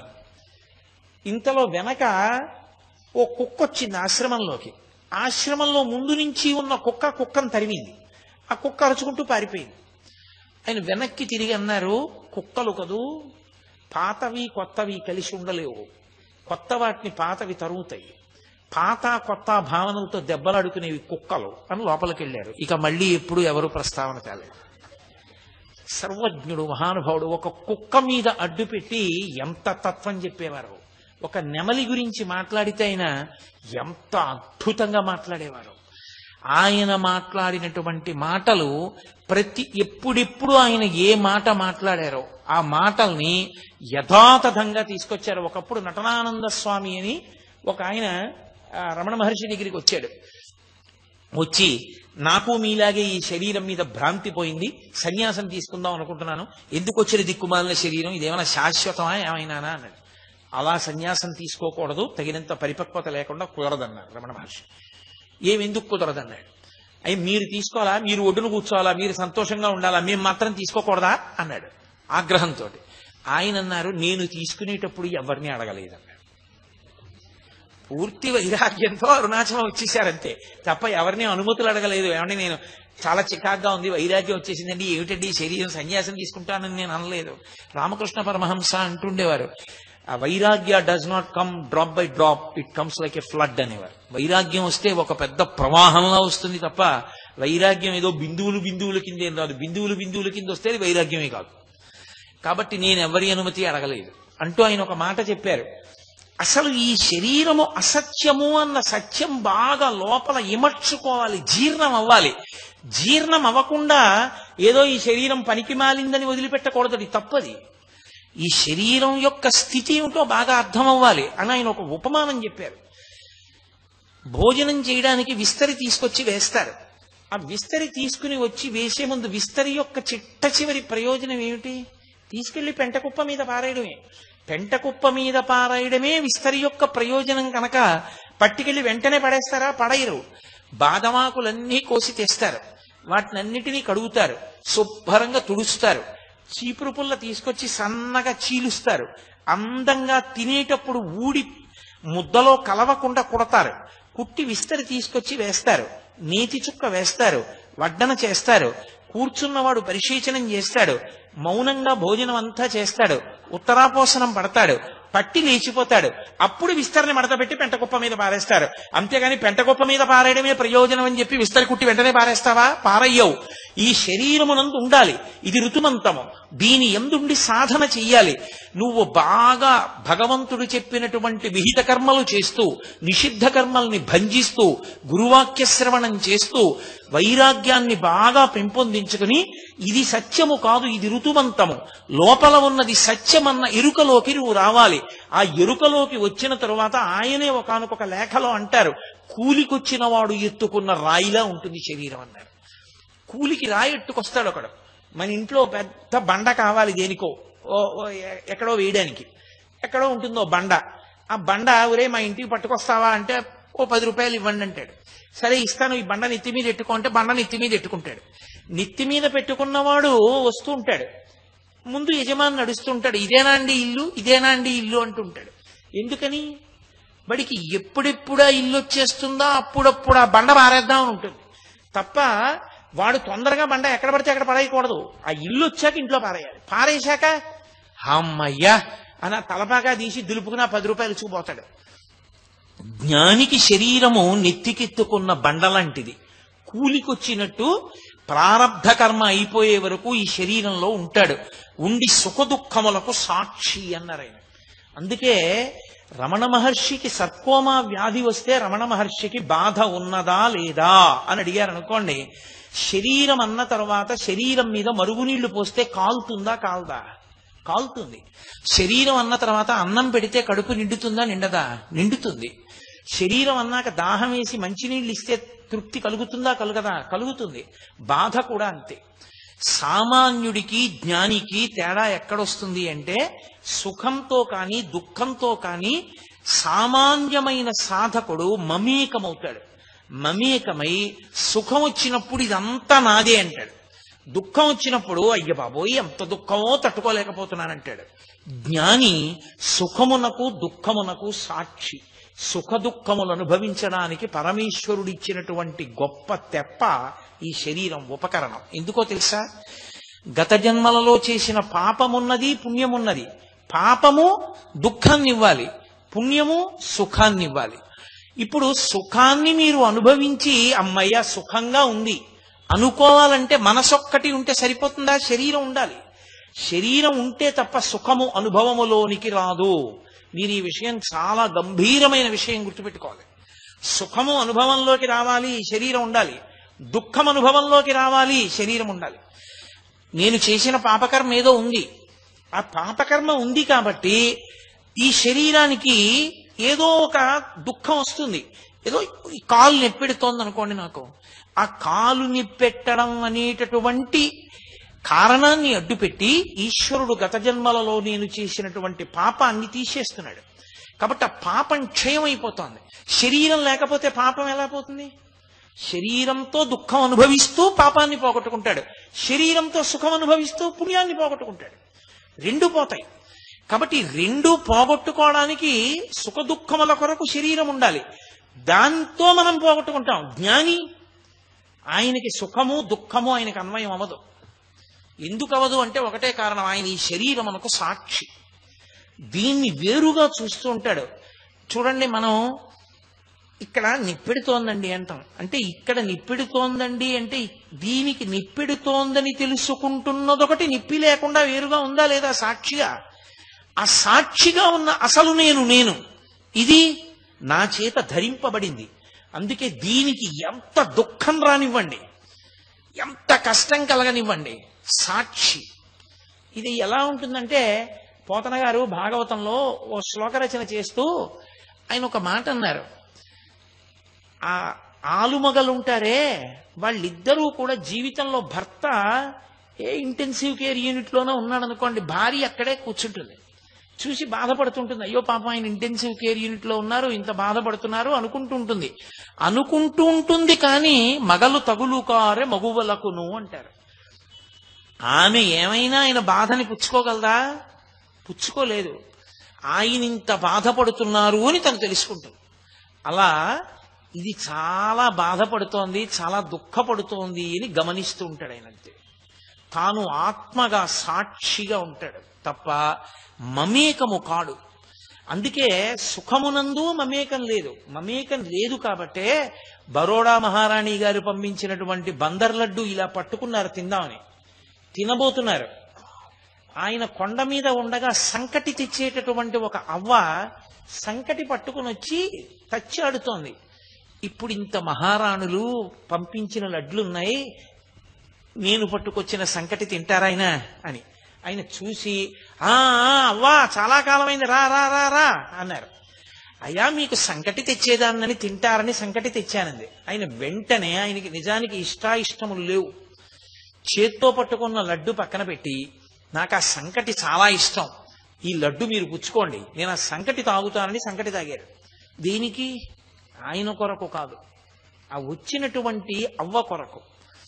ప్రతి విషయంలోనూ సాక్షిత్వమే తప్ప అసలు సంఘం ఉండదు.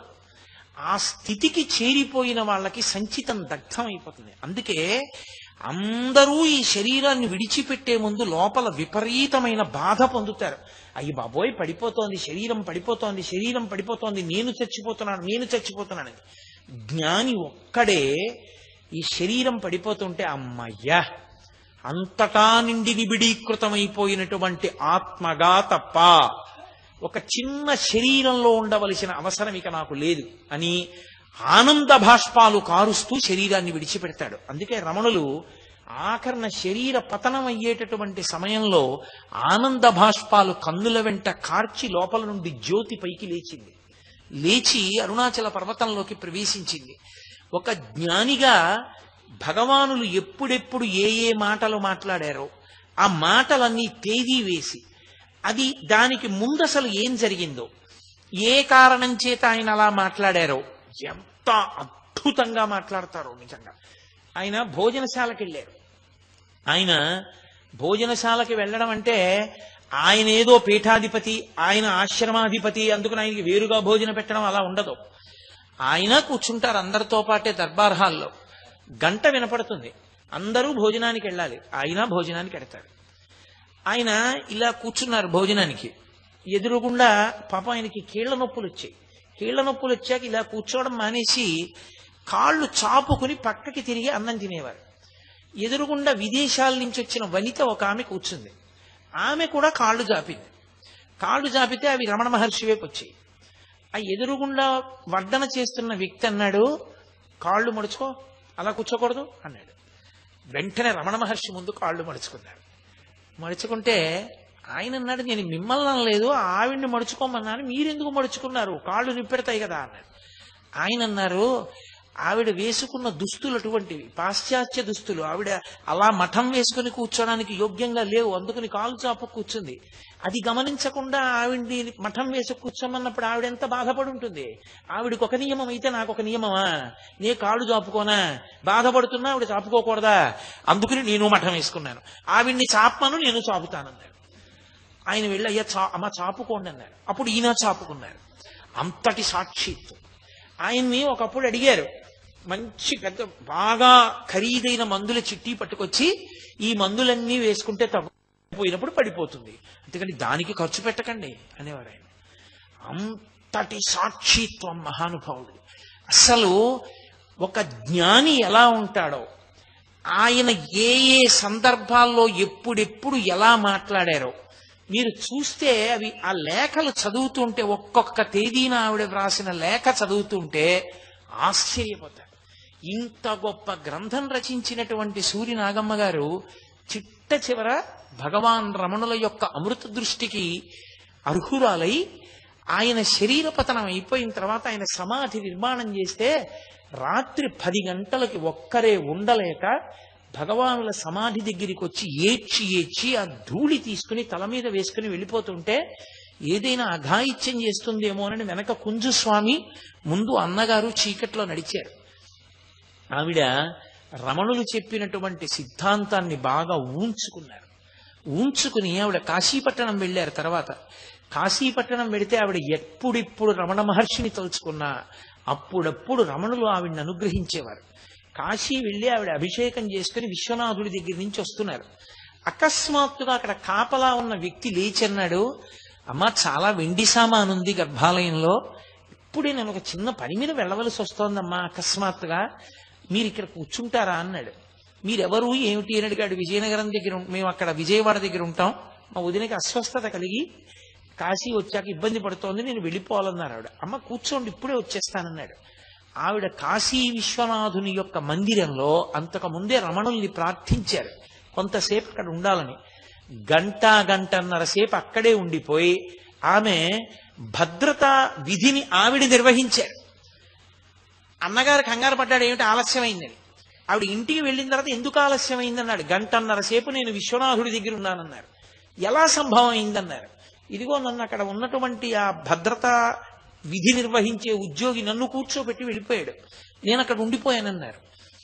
అది ఆశ్చర్యం. ఆఖరికి ఆవిడ ఎంత స్థితిని పొందారంటే, ఒకానొకప్పుడు భోగీశ్వరాలయంలోకి వెడితే జంట నాగులు తల కింద పెట్టి తోక పైకి పెట్టి ఒక కర్ర నిలబడినట్టుగా నిలబడ్డాయి. అర్చకుడు లోపలికి వెళ్ళి అభిషేకం చేయడానికి భయపడ్డాడు. సమస్త జీవుల యందు భగవానుడు ఆత్మతత్వాన్ని చూసేవారు. ఆయన ఎప్పుడు ఒకటే మాట అనేవారు, చొక్కా మారింది అనేవారు. ఆయనకి ఎప్పుడూ మాడే మాటది.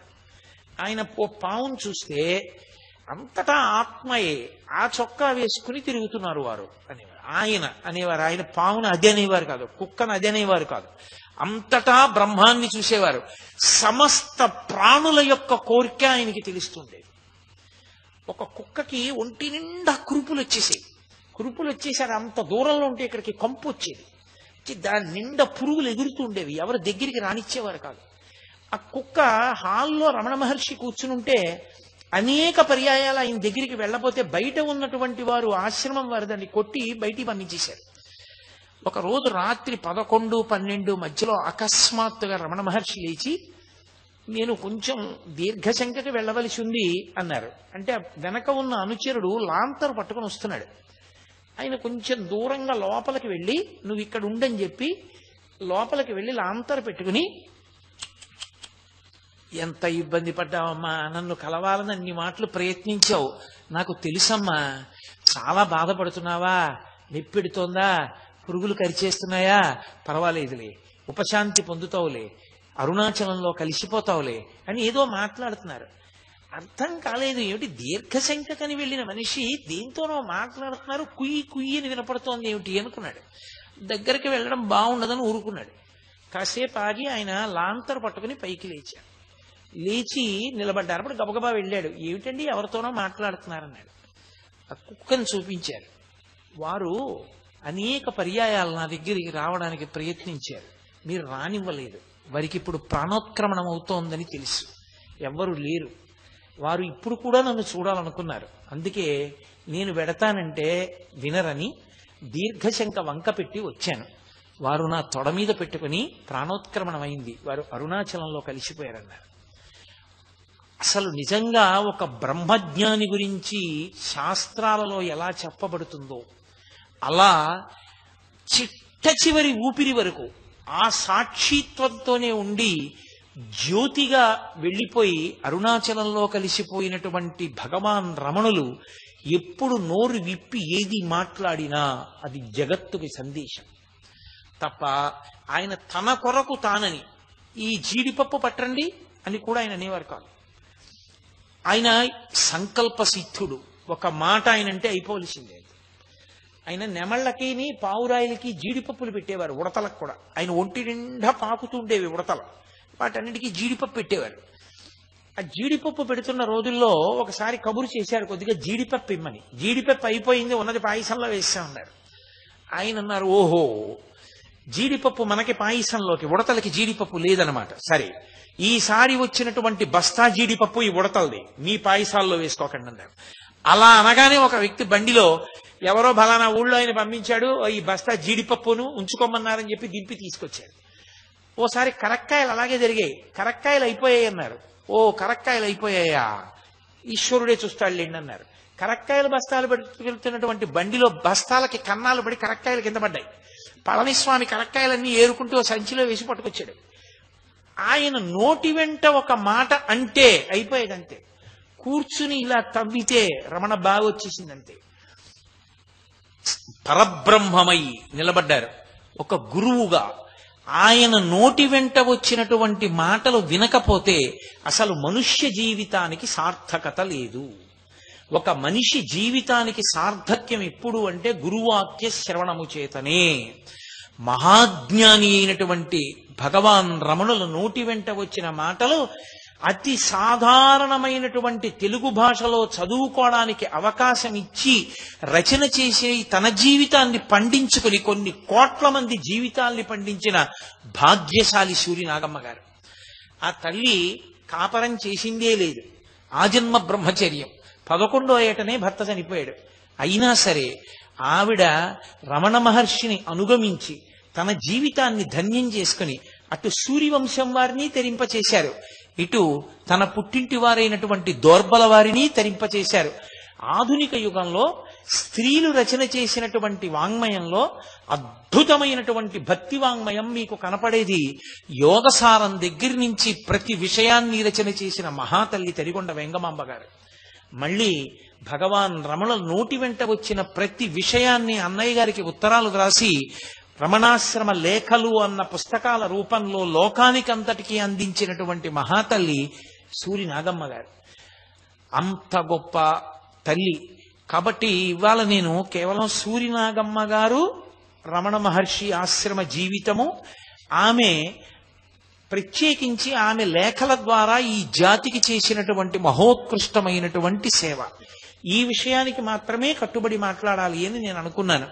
వాటి ప్రయోజనాన్ని గుర్తించి తదనంతర కాలంలో ఆ పుస్తకాలు ఇంగ్లీష్లో కూడా ట్రాన్స్లేట్ అయ్యాయి. ఇప్పుడు ఆ పుస్తకాలు ప్రపంచవ్యాప్తంగా కొన్ని కోట్ల మంది చదువుతున్నారు. అంత గొప్ప పుస్తకం. మీరు ఎదర రమణాశ్రమానికి యాత్ర చెయ్యబోతున్నారు కనుక వచ్చేటప్పుడు ప్రతి వాళ్ళు తప్పకుండా 2 పుస్తకాలు తెచ్చుకునే ప్రయత్నం చేయండి. ఆ 2 పుస్తకాలు చదవకపోతే అసలు మీకు జీవితంలో ఏదో ఒక గొప్ప విషయాన్ని తెలుసుకోవడంలో మీరు వైక్లభ్యం పొందినట్టు. కృష్ణ భిక్షు గారు రచించినటువంటి శ్రీ రమణ లీల, సూరి నాగమ్మ గారు రచన చేసినటువంటి రమణాశ్రమ లేఖలు, ఈ 2 పుస్తకాలు తెచ్చుకొని మీ ఇంట్లో ఉంచుకొని మీరు చదవండి. నన్ను నమ్మండి, ఆ 2 పుస్తకాలు చదివిన తర్వాత మీకు తెలియకుండా మీరే ఎంత ప్రశాంతత పొందుతారో మీకు తెలుస్తుంది. మీ జీవితంలో ఎన్ని విషయాల్లో మీకు ఒడిదుడుకులు పోతాయో, ఎంత ప్రశాంతంగా మీరు ఉండగలిగినటువంటి స్థితిని పొందుతారో, ఎన్ని విషయాలు మీకు అనుభవంలోకి వస్తాయో. మీకు తిరువన్నామలైతో ఒక గొప్ప ముడి ఏర్పడి స్మరణాత్ అరుణాచలే అంటే ఏదో బలవంతంగా స్మరించడం కాదు, అరుణాచలం ఎప్పుడు స్మరణలోకి వచ్చేటట్టు చెయ్యగలిగిన గ్రంథాలు ఆ గ్రంథాలు. అంత అద్భుతమైనటువంటి గ్రంథాలు. ఆ 2 పుస్తకాలు తెచ్చుకోండి. కాబట్టి నా ఉపన్యాసాన్ని నేను ఇవాళ ఇక్కడితో ముగించేస్తున్నాను. కారణం ఏమి అంటే ఇవాళ పద్మశ్రీ శోభానాయుడు గారు సభలోనికి వచ్చారు. ఆ తల్లి రావడం బహు ముదావహం. ఆ జ్ఞాని యొక్క జీవితంలో ఆశ్చర్యకరమైన సందర్భాలు కొన్ని ఉంటాయి. అన్నిటికన్నా మనకు అసలు అర్థం కాని విషయాలు కొన్ని ఉంటాయి. మీకు రమణాశ్రమ లేఖల్లోనే కనపడుతుంది. కింద తిరువన్నామలైలోంచి ఇంట్లో పెద్దవాళ్ళని అడిగి బిస్కెట్లును చాక్లెట్లు కొనుక్కుని పిల్లలు కొండెక్కేవారు. కొండెక్కి విరూపాక్ష గుహలో ఉన్న రమణ మహర్షిని పిలిచేవారు. ఆయన వెళ్ళి వాళ్ళందరి మధ్యలో కూర్చునేవారు. కూర్చుంటే వాళ్ళందరూ ఆయనకి బిస్కెట్లు బిళ్ళలు పెట్టేవారు. మహామహులు పిలిస్తే వెళ్ళి తిననటువంటి మహర్షి వాళ్ళందరితో కూర్చుని వాళ్ళు ఇచ్చిన బిస్కెట్ ముక్కలు తినేవారు, వాళ్ళు ఇచ్చిన బిళ్ళలు తినేవారు. తిని వాళ్ళతో కలిసి ఆడుకుంటుండేవారు. వాళ్ళ మాటలు వాళ్ళ వినోదం చమత్కారంగా ఉంటుంది. ఓసారి ఓ పెద్ద ఆయన వచ్చి విరూపాక్ష గుహకి ఆయన మట్టి అలదుకుంటున్నారు. గుహ గోడకి మట్టి ఒత్తుతుంటే ఆయన వచ్చి ఇక్కడ స్వామి ఎవరని అడిగాడు. నాకు తెలియదు, అటేటో పోయాడు అన్నాడు. ఆయనే రమణులు. కిందకి వెళ్ళిపోయాడు. 3 రోజులు వచ్చాడు. 3 రోజులు ఈయన గోడకి మట్టి మెత్తుతున్నారు. ఈయన్ని చూసి స్వామి ఎవరని అడిగేవాడు, అడుగుపోయాడు అనేవాడు, వెళ్ళిపోయేవాడు. 3వ రోజు కిందకి వెళ్ళిపోతుంటే ఇచ్చమ్మాళ్ళు కనపడింది. ఆవిడే మహాతల్లి. 38 సంవత్సరముల పైచిలుకు రమణ మహర్షికి అన్నం పెట్టింది. శరీరం వదిలిపెట్టి కోరిక తీరక రమణ మహర్షి ఆశ్రమంలో గోవు అయింది. ఆవిడ సంతతే ఎన్ని గోవులున్నాయో ఇప్పటికీ గోశాలలో. ఆఖరణ రమణ మహర్షి యొక్క తొడ మీద తల పెట్టి ఆఖరి ఊపిరి విడిచిపెట్టి అరుణాచలంలో కలిసిపోయి ఒక సన్యాసికి ఎలా స్థాపితం చేస్తారో అలా చేశారు రమణాశ్రమంలో ఆ గోవుకి. ఇప్పటికీ మీరు లోపలికెడితే కనపడుతుంది, అది వల్లి ది డీర్ అని కనపడుతుంది. ఒక జింక, వీటన్నిటికీ సమాధులు కనపడతాయి. భగవాన్ రమణులు స్వయంగా కట్టించారు.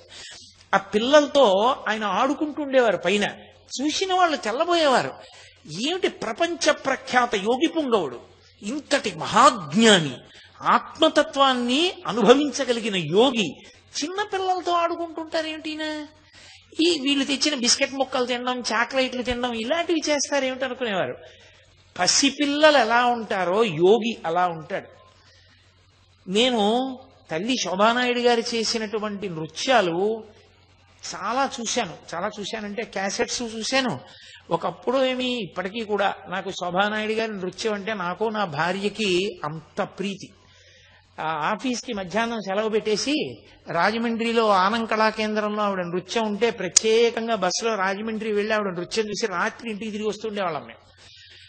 ఆవిడ సాయిబాబా గారి యొక్క నృత్య రూపకాన్ని చేసినప్పుడు నిజంగా ఒక జ్ఞాని పిల్లలతో కలిసి ఆడుకున్న సన్నివేశం ఎలా ఉంటుంది అన్నదాన్ని తీయడం సాధ్యం అయ్యే విషయం కాదు. అది చాలా చాలా కష్టం. ఇదే వేదిక మీద ఆ తల్లి సాయిబాబా గారిలా పెద్ద గౌన్ వేసుకుని ఆ భుజాలు ఇలా కదుపుతూ ఆ నడక విచిత్రంగా నడుస్తూ పిల్లలతో కూర్చుని ఇలా గోళీలు ఆడుకుంటున్నట్టు, ఏదో కర్రా బిళ్ళ ఇలా ఆడుకుంటున్నట్టు, ఆ పక్షులు అవి ఆడుతుంటే వాటితో కలిపి ఆడుకుంటున్నట్టు, ఆ పిల్లలతో కలిసి ఆడుకుంటున్న సన్నివేశాన్ని ఆవిడ చేసినటువంటి నర్తన ఇప్పటికీ నాకు ఏ యోగి పుంగవుడి జీవితం చదువుతున్నా నాకు మనసులో మెదులుతుంటుంది.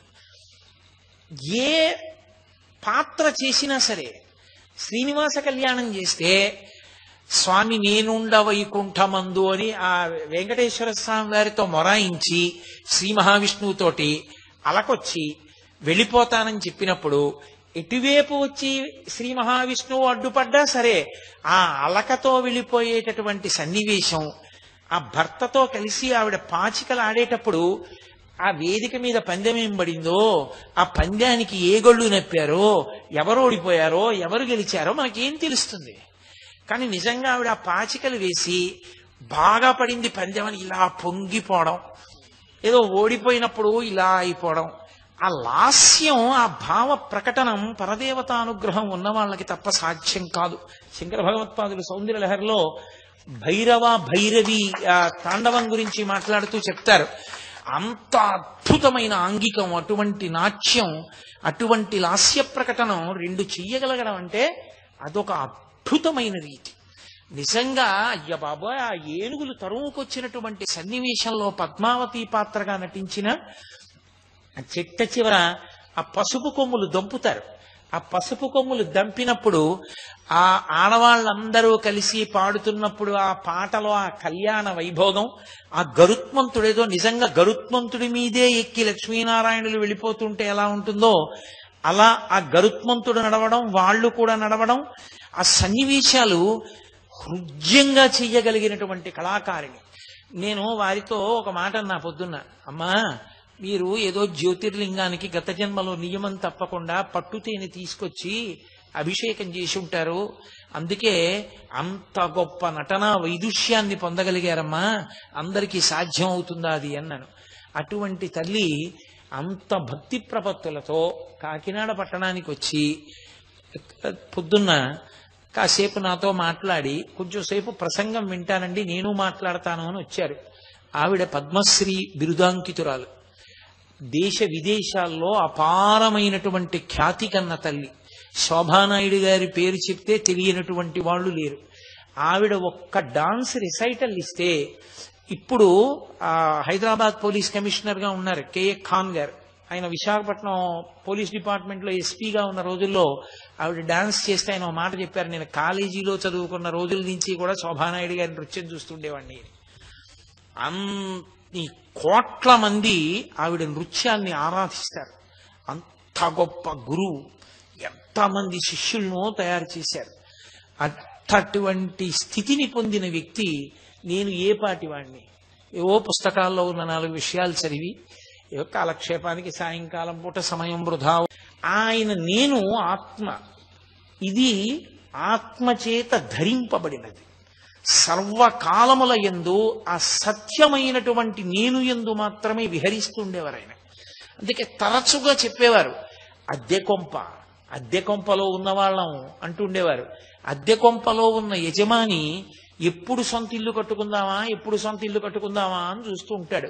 సొంత ఇంట్లోకి వెళ్ళిపోయిన తర్వాత అమ్మయ్యా సొంత ఇంట్లోకి వచ్చేసానని ఎంత చిన్న ఇల్లైనా అందులో అణిగిపోతాడు. అణిగిపోయి సంతోషంతో, అణిగిపోవడం అంటే అందులో అంత సంతోషంతో ఇమిడిపోతాడు. అలా ఇది అద్దె కొంప. ఈ లోపల ఉన్నవాడు బయట కాపలా పెట్టుకుంటాడు ఎవరైనా వస్తారని. ఓ కుక్క బయట తిరుగుతున్నట్టే ఊపిరి తిరుగుతూ ఉంటుంది లోపలికి బయటికి. లోపల ఉన్నవాడు లోపల ఉంటాడు, ఏవీ లోపలికి రావు. బయటికి పోయేటప్పుడు ఈ కుక్కని కూడా పట్టుకుపోతాడు బయటికి.